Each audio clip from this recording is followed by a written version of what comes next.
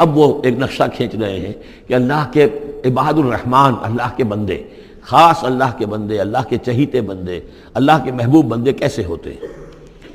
اس کو پڑھیے اسی طریقے سے کہ دل میں ارادہ رکھیے، کم سے کم امنگ اور آرزو تو ہو کہ ہم بھی اللہ تعالی ہمیں توفیق دے کہ ہم ایسے ہی بننے کی کوشش کریں۔ وعباد الرحمن الذین یمشون علی الارض ہونا،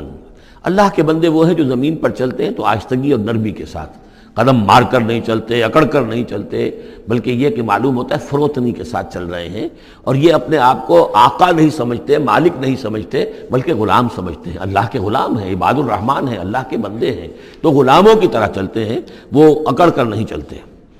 وَإِذَا خَاطَبَهُمُ الْجَاهِلُونَ قَالُوا سَلَامًا، ایک ان کا وصف یہ ہے کہ جب جاہل لوگ، اجڑ لوگ، مشتعل مزاج لوگ خام خواہ ان سے الجھنا چاہیں، بحث و مباحثے میں انہیں جو ہے وہ خام خواہ الجھانا چاہیں، تو وہ کہتے ہیں سلام، وہ الجھتے نہیں ہیں، بحث و تمہیز کے اندر نہیں۔ جب وہ دیکھتے ہیں کہ ایک شخص بحث پر اتر آیا ہے، وہ اب بات سمجھنا نہیں چاہتا، اس کے اوپر ضد جو ہے وہ مسلط ہو چکی ہے، تو اب خام خواہ اس کے ساتھ وہ الجھے رہنا، جس کو ہم کہتے ہیں ہمارے ہاں وہ پنجاب میں یہ سینگ پھنسا کر آدمی جو ہے وہ اپنا وقت ضائع کرے، اس کا بھی وقت ضائع کرے، کوئی فائدہ نہیں۔ میچور آدمی یہ کہ دیکھے اگر تو واقعی یہ بات سمجھنا چاہ رہا ہے تو سمجھائے،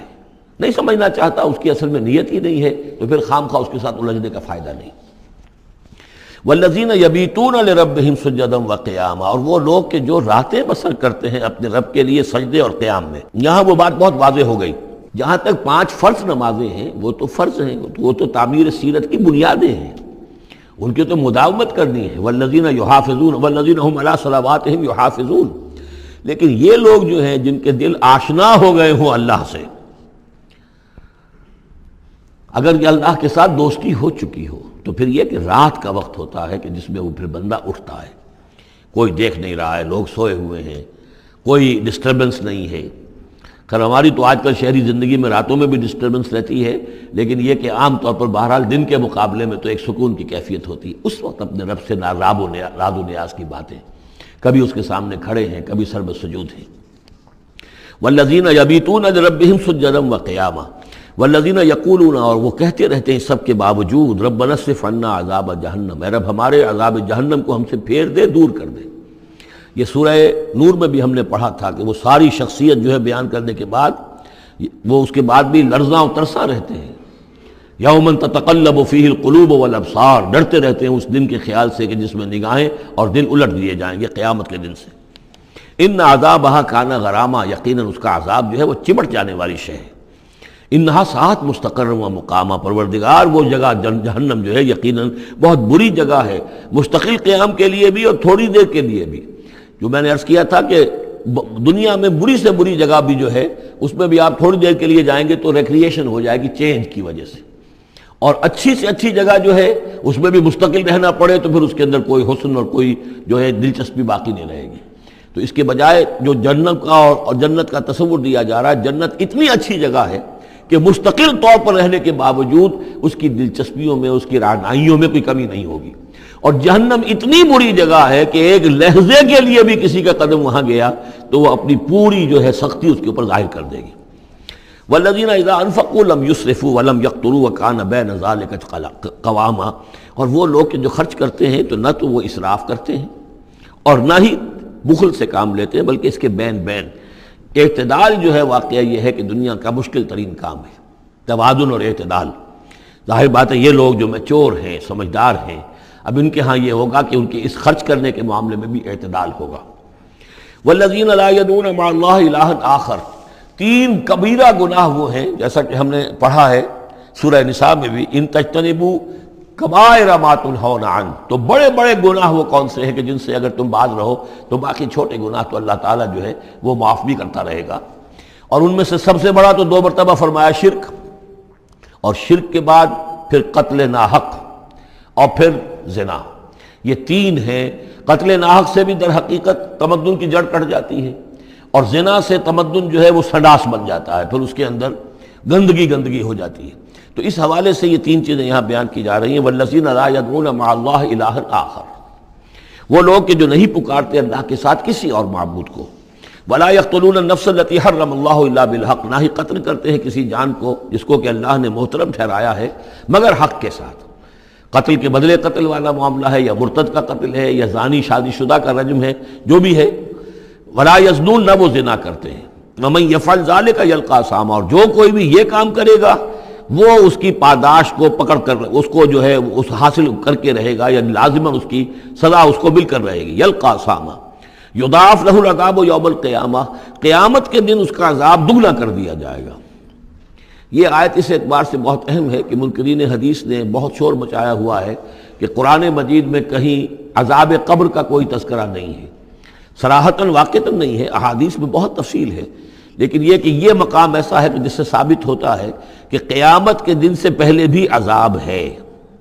یضاعف لہ العذاب یوم القیامہ، دگنا کیا جائے گا ان کے لیے عذاب قیامت کے دن۔ اس کا مطلب ہے کہ عالم برزخ میں بھی ان کے لیے عذاب ہے۔ اور جو فرمایا گیا ہے کہ یہ جو قبر کا گڑھا ہے یا یہ جہنم کے گڑھوں میں سے ایک گڑھا ہے، اور یا جنت کے باغیچوں میں سے ایک باغیچہ ہے، اور یا تو وہاں ایک کھڑکی کھول دی جاتی ہے جنت کی جہاں سے ٹھنڈی ہوائیں اور خوشبوئیں آتی رہتی ہیں، اور یا یہ کہ کھڑکی کھول دی جاتی ہے جہنم کی طرف کہ جس سے آگ کی لپٹ اور گرمی جو ہے اور لو جو ہے وہ آتی رہتی ہے۔ یضاعف لہ العذاب یوم القیامہ، قیامت کے دن اس کے لیے عذاب دگنا کر دیا جائے گا، ویخلد فیہ مہانا، اور پھر وہ رہے گا اس عذاب میں ہمیشہ ہمیشہ۔ الا من تاب، استثناء ہے، استثناء یہ ہے من تابہ، جو جس نے توبہ کر لی دنیا ہی کے اندر موت کے آنے سے پہلے ما لم یغرغر، الا من تابہ و آمن، اور ایمان لایا۔ گویا کہ جو شخص اس قسم کے گناہوں میں مبتلا ہوتا ہے چاہے وہ قانوناً کافر نہ ہو، حقیقتاً وہ کافر ہو جاتا ہے، ایمان اس کے دل سے نکل جاتا ہے، لہذا توبہ گویا کہ اثر نو ایمان لانے کے مترادف ہے۔ الا من تاب و آمن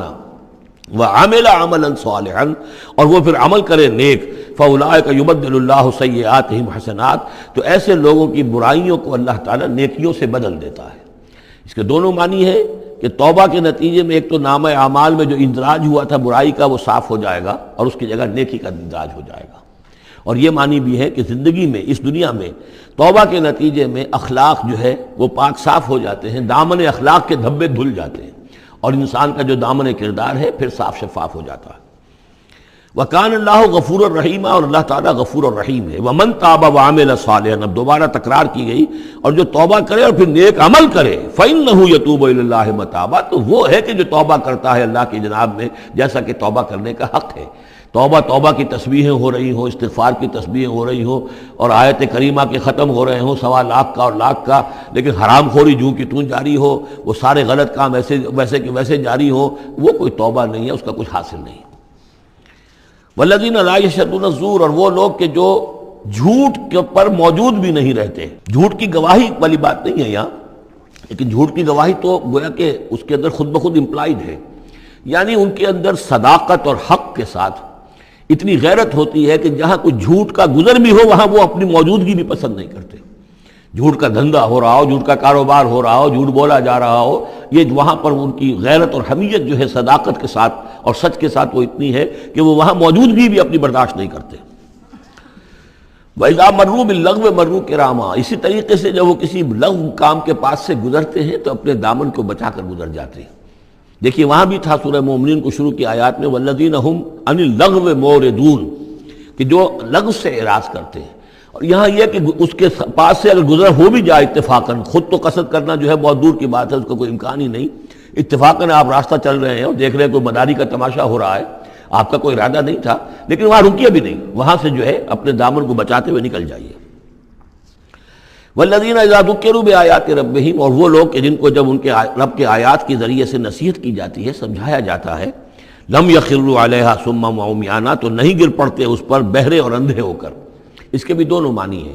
ایک تو یہ کہ مخالفت پر اندھے بہرے ہو کر کمر کس لینا جیسے کہ قریش کر رہے تھے، تو گویا کہ تعریض ہے، ان پر ایک طنزیہ انداز ہے یہ کہ یہ لوگ جس طریقے سے کر رہے ہیں وہ معاملہ اللہ کے بندوں کا نہیں ہوتا۔ لیکن یہ دوسری طرح یہ بات بھی ہے کہ آیات قرآنیہ کو بھی اندھے بہرے ہو کر تو نہیں پڑھنا ہے اور سننا ہے، بلکہ غور کرنا ہے۔ افلا یتدبرون القرآن ام علی قلوب اقفالها، تو کیا یہ قرآن کی آیت پر تدبر نہیں کرتے؟ وَتَدَبَّرُوا فِيهِ لَعَلَّكُمْ تُفْلِحُونَ، تدبر کرو تاکہ تم سمجھو۔ تو اس طریقے سے محض جو ہے وہ قرآن مجید کو بھی اندھے بہرے ہو کر جو ماننا جو ہے اس سے بھی بہرحال عباد الرحمن جن کی یہاں تعریف کی جا رہی ہے ان کے مقام سے وہ جو مقام ہے ان کے مرتبے سے فروتر ہے۔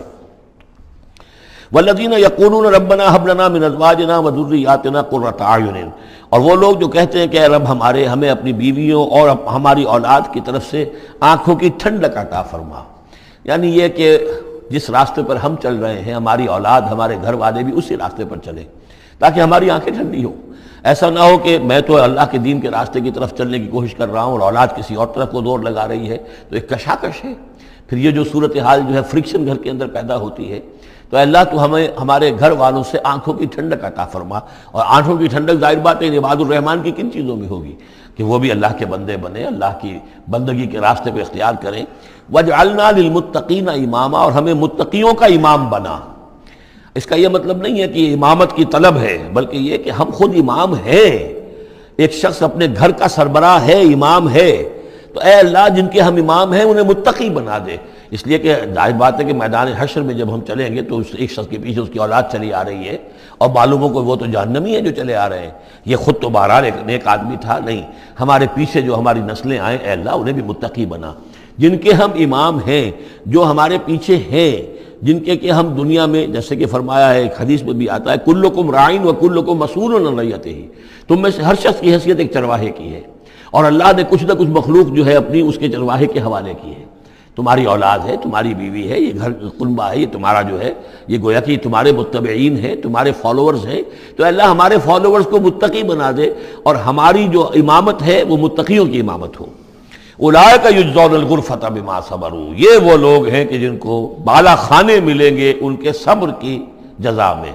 انہوں نے صبر کیا۔ ظاہر بات ہے کہ اللہ دنیا میں بے شمار مواقع آتے ہیں حرام خوری کے، ایک بندہ مومن بچتا ہے،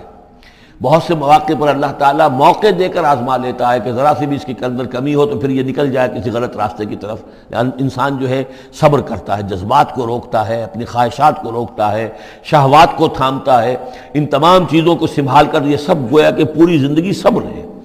تو بما صبروا اولئک یجزون الغرفۃ بما صبروا، یہ وہ لوگ ہوں گے کہ جنہیں بدلے میں ملیں گے بالا خانے جنت کے ان کے صبر کے عوض۔ وَيُلَقَّوْنَ فِيهَا، ان کا استقبال کیا جائے گا وہاں جنت میں، ان بالا خانوں میں، تحیۃ وسلاما، سلام کے ساتھ اور دعاؤں کے ساتھ۔ خالدین فیہا، وہ رہیں گے اس میں ہمیشہ ہمیش۔ حسنت مستقرا و مقاما، بہت ہی عمدہ ہے وہ جگہ، مستقر کے طور پر بھی، مستقل قیامگاہ کے طور پر بھی، اور مقامہ تھوڑی دیر کے لیے بھی۔ تو یہ گویا کنٹراسٹ ہے،